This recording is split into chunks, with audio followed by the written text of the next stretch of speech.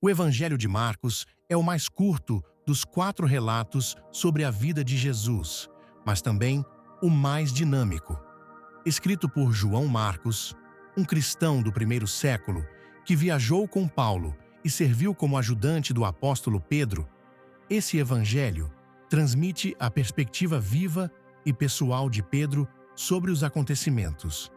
Provavelmente redigido em Roma, por volta de 60-65 da Era Comum, seu público-alvo principal eram cristãos gentios, especialmente os que enfrentavam perseguição, o que explica o estilo direto e cheio de ação da narrativa. Marcos começa o relato sem genealogias ou detalhes do nascimento de Jesus. Em vez disso, ele vai direto ao ponto. Início das boas novas a respeito de Jesus Cristo, o Filho de Deus. Logo, vemos João Batista preparando o caminho, batizando no deserto, e então Jesus aparecendo, sendo ungido com o Espírito Santo e começando sua missão como o Messias prometido. Ao longo dos 16 capítulos, Marcos descreve mais milagres do que qualquer outro evangelho. Há cerca de 20 relatos de milagres, curas, expulsão de demônios, controle sobre a natureza e até ressuscitações, todos servindo como prova de que Jesus realmente tinha autoridade divina. Mas o foco não é apenas no poder. Marcos enfatiza o espírito de serviço de Jesus. Em Marcos 10:45, encontramos um tema central do Evangelho. O Filho do Homem veio, não para ser servido, mas para servir e dar a sua vida como resgate em troca de muitos. Outro destaque é o chamado segredo messiânico. Jesus frequentemente orienta as pessoas a não divulgar quem ele é após curas ou milagres. Isso destaca que sua missão não era política, mas espiritual, e que a verdadeira compreensão de sua identidade viria no tempo certo, especialmente após sua morte e ressurreição. O Evangelho de Marcos apresenta os discípulos de forma bem humana, falhos, muitas vezes confusos e lentos, para entender quem Jesus era de verdade.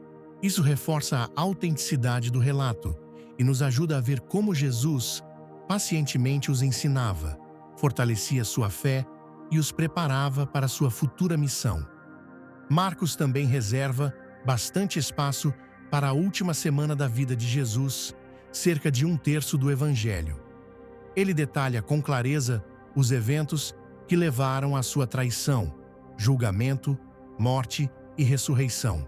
Esse foco mostra que o sacrifício de Jesus era o clímax de sua missão e o cumprimento da vontade de seu Pai, Jeová.